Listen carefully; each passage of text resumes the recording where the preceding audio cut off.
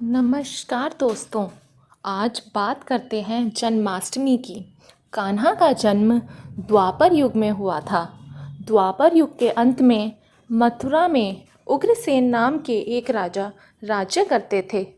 उग्रसेन के पुत्र का नाम कंस था। कंस ने अपने पिता उग्रसेन को बलपूर्वक सिंहासन से उतार दिया और जेल में डाल दिया और स्वयं राजा बन गया। कंस बेहद ही क्रूर और निर्दयी राजा था। कंस की बहन थी देवकी और उनका विवाह वासुदेव से हुआ। कंस के आतंक और क्रूरता से पूरी प्रजा त्राही त्राही कर रही थी। हर कोई उसके आतंक से मुक्ति चाहता था।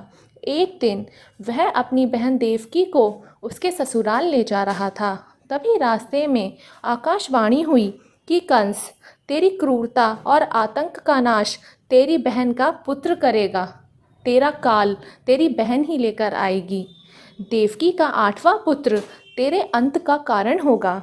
इतना सुनते ही उसका अपनी बहन के प्रति प्रेम खत्म हो गया और उसने वासुदेव को खत्म करने की ठानी। लेकिन देवकी ने कहा वह खुद अपनी संतानों को उसे सौंप देगी। यह बात सुनकर कंस ने वासुदेव को मारा नहीं, लेकिन देवकी और वासुदेव को बंदी बनाकर कारागार में डाल दिया। वासुदेव और देवकी के एक एक करके 7 बच्चे कंस ने मार दिए और जब 8वें बच्चे की होने की बारी आई तब पहरा और भी सख्त। उधर वासुदेव के मित्र नंद की पत्नी यशोदा को भी बच्चा होने वाला था और यही वह मौका था जब कंस की आंख में धूल झोंकी जा सकती थी। फिर क्या था, एक ही दिन में देवकी ने पुत्र और यशोदा ने पुत्री को जन्म दिया। लेकिन देवकी ने जब पुत्र को जन्म दिया तो उसी वक्त भगवान विष्णु उनके समक्ष प्रकट हुए और कहा कि वह उनके पुत्र के रूप में जन्म ले रहे हैं और वह नंद के घर पलेंगे।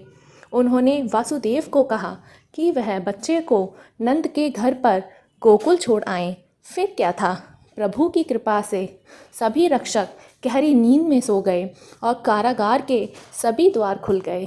वासुदेव ने कान्हा को एक टोकरे में रखा और यमुना पार कर नंद के घर ले गए और कान्हा के बदले पुत्री को कारागार में ले आए।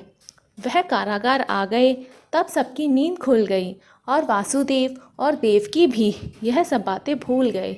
कंस को जब पता चला कि देवकी की संतान हो गई है तो वह कारागार आया और देखा कि 8वीं संतान तो लड़की है, लेकिन डर के कारण उसने 8वीं संतान के रूप में उस कन्या को भी दीवार पर पटक दिया।